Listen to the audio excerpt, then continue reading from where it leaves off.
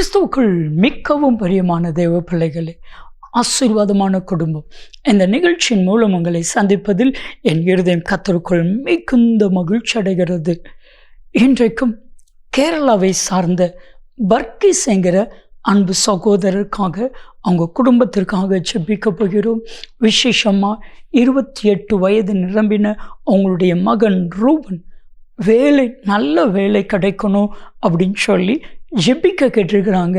அவங்களுக்காக நம்ம ஜெபிக்க போகிறோம். பிரியமானவர்களே, உங்கள் பிள்ளைகளையும் கர்த்தர் உயர்த்துவார். உங்கள் பிள்ளைகளுடைய வாழ்க்கையிலும் நீங்கள் எதிர்பார்த்த நன்மையை கர்த்தர் கொடுத்து உங்களை ஆசீர்வதிப்பார். என்னோடு கூட இணைந்து ஜெபிப்பீர்களா? நாம் ஜெபிக்கலாம். அன்பின் பரலோக பிதாவே, ஆசீர்வதிக்கப்பட்ட ஆசீர்வாதமான குடும்பம், இந்த நிகழ்ச்சிக்காக உம்முடைய பாதத்தில் வருகிறோம்.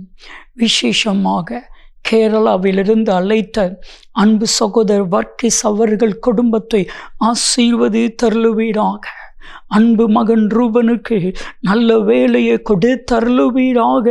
நீர் அப்படி செய்கிறதற்காய் நன்றி நன்றி நன்றி. நீங்கள் பேசுங்க, நாங்கள் கேட்கிறோம்.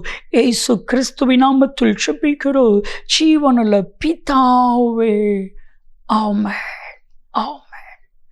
கிறிஸ்துவுக்குள் மிகவும் பிரியமானவர்களே, ஆசீர்வாதமான குடும்பம். இந்த நிகழ்ச்சிக்காக ஆண்டவருடைய பாதத்தில் காத்திருந்த பொழுது கர்த்தர் சொன்ன கர்த்தருடைய வார்த்தை, உதவி செய்ய யாரும் இல்லையோ. உங்களை பார்த்து சர்வ வல்லமையில் தேவன் கேட்கிறார், என் அன்பு மகனே, என் அன்பு மகளே, உங்களுக்கு உதவி செய்ய யாரும் இல்லையோ, நான் இருக்கிறேன் என்று கர்த்தர் சொல்லுகிறான். வேதம் சொல்லுகிறது, சங்கீதம் 60:11, சங்கீதம் 108:12, இந்த 2 வசனத்தையும் நீங்கள் வாசித்து பாருங்க. கர்த்தராகிய தேவன் சொல்லுகிறார், இக்கட்டிலே நான் உங்களுக்கு உதவி செய்வேன், மனுஷனுடைய உதவி விருதா. அப்போ நான் ஒரு காரியத்தை நல்லா கவனிச்சுக்கோங்க. இக்கட்டு வரும் பொழுதெல்லாம் கர்த்தர் உதவி செய்வான். எந்த விதத்திலும் மனுஷனால் உதவி செய்ய முடியாது, மனுஷனால் உதவி செய்ய முடியாது. உண்மை அதுதாங்க, மனுஷனால் உதவி செய்ய முடியாது. ஒரு சகோதரருடைய ஹார்ட் ஆப்ரேஷனுக்கு அவருடைய சகலபாடி, அவருடைய மனைவியுடைய தங்கை கணவர் பல கோடிக்கு அதிபதி, அவர் நான் உங்களுக்கு உதவி செய்கிறேன்னு சொல்லி அவர் ஆயத்தப்படுத்திட்டார். ஆனால் இவங்க அவருடைய வீட்டுக்கு சென்னையில் இருக்கிற அவருடைய சகலப்பாடி வீட்டில் போய் ஆப்ரேஷன் பண்ணுறதுக்காக அங்கே போய் இருந்து ட்ரீட்மெண்ட் எடுக்கிறாங்க. என்ன காரியம்னா, அந்த சகலப்பாடி மறித்து விட்டா. உயிருக்கு போராடினது அண்ணன், ஆனால் மறித்தது அவருடைய சகோதரன். அவரால் உதவி செய்ய முடியல. இன்னைக்கு அதுதான் உலகம். உங்கள் வாழ்க்கையில் இக்கட்டு வரும் பொழுது உங்களுக்கு உதவி செய்ய ஒருவரும் இருக்க மாட்டாங்க. ஆனால் உதவி வருகிற கண்மலையாகிய கிறிஸ்து இயேசுவை நோக்கி பாருங்க. இக்கட்டான சூழ்நிலையில், யாரும் உதவி செய்ய முடியாத சூழ்நிலையில் கர்த்தர் உதவி செய்வா. 1 சாமுவேல் 7வது அதிகாரம் 8 முதல் 12 வரைக்கும் நீங்கள் வாஸ்து பார்த்தீங்கன்னா, அங்கே ஒரு சம்பவம். இஸ்ரவேல் ஜனங்கள் தேவனை ஆராதிப்பதற்காக, கர்த்தரை தொழுது கொள்வதற்காக, கர்த்தருடைய பாதத்தில் உபவாசம் இருந்து ஜெபிப்பதற்காக மிஸ்பாவிலே கூடுகிறார்கள். இதை தெரிந்து கொண்ட பெலிஸ்தேருடைய அதிபதிகள் இஸ்ரவேல் ஜனங்களுடைய வீடுகளை கொள்ளையடிக்கும்படிக்கு, அவர்களுக்கு விரோதமாக யுத்தம் பண்ணும்படிக்கு புறப்பட்டு வருகிறார்கள். கவனிச்சு பாருங்களேன், இவங்க யுத்தத்துக்கு வரலை, உபவாசம் இருந்து ஜெபிக்கிறதுக்காக வந்திருக்கிறாங்க. இவங்களை தேடி பிரச்சனை வருது. அதுதான் உலகம். ஆண்டவரை தேட தேட உங்களை தேடி பிரச்சனை வரும். ஆனால் அந்த பிரச்சனையில் கர்த்தர் உதவி செய்வா. சாமுவேலை பார்த்து இஸ்ரவேல் ஜனங்கள் கூச்சல் போடுகிறார்கள், எங்களுக்காக ஓயாமல் வேண்டிக் கொள்ளும்.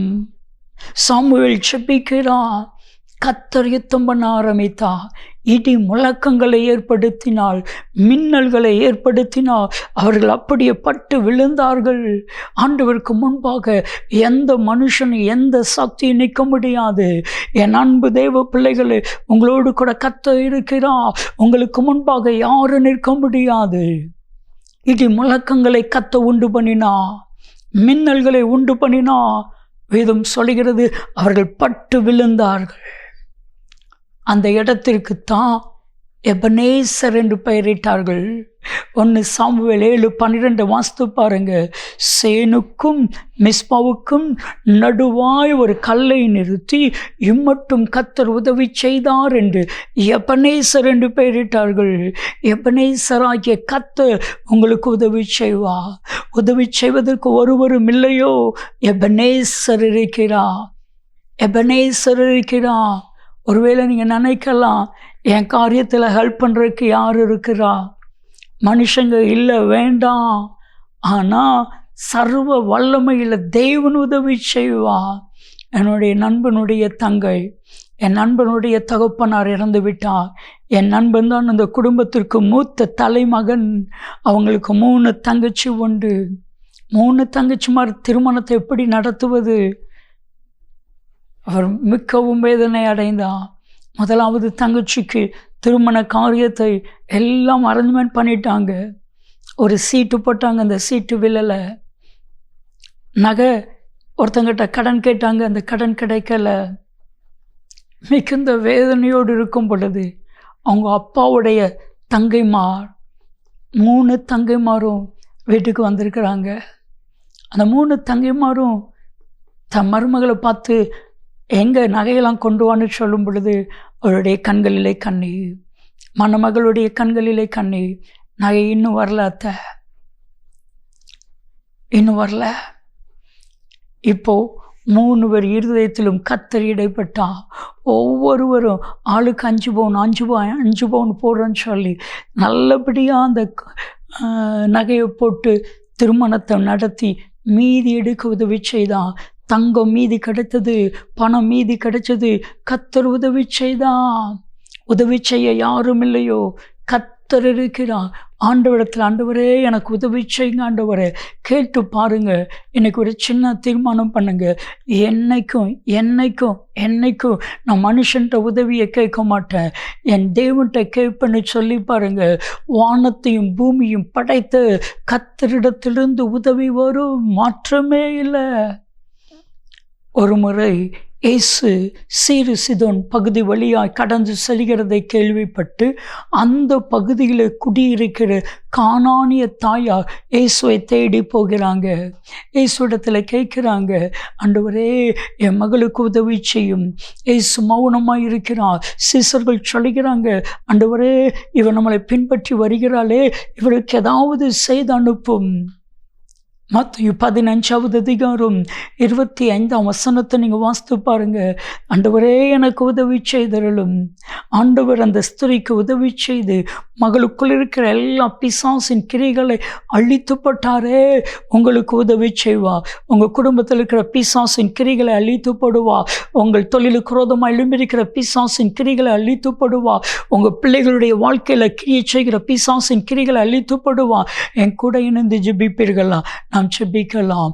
அன்பின் பரலோக பிதாவே, உதவி செய்ய ஒருவரும் இல்லை, யார் எனக்கு உதவி செய்வார்கள் என்று ஏக்கத்தோடு இருக்கிற நம்முடைய பிள்ளைகள் ஒவ்வொருவரையும் பார்த்து, எபனேசராகிய நான் இருக்கிற, நான் உதவி செய்வேன் என்று சொன்னீரே, நமக்கு கோடான கோடி ஸ்தோத்திரம். யார் யாரெல்லாம் உதவியை எதிர்பார்த்தும் இடத்தில் இருக்கிறார்களோ அத்தனை பேருக்கும் உதவி செய்தருளும். இயேசு கிறிஸ்துவின் நாமத்தில் ஜெபிக்கிறோம் ஜீவனுள்ள பிதாவே, ஆமேன் ஆமேன். உதவி செய்ய யாரும் இல்லையோ? எபனேசர் இருக்கிறார். நன்மையும் கிருபையும் ஆசீர்வாதங்களும் நிச்சயமாய் உங்களை தொடரும்.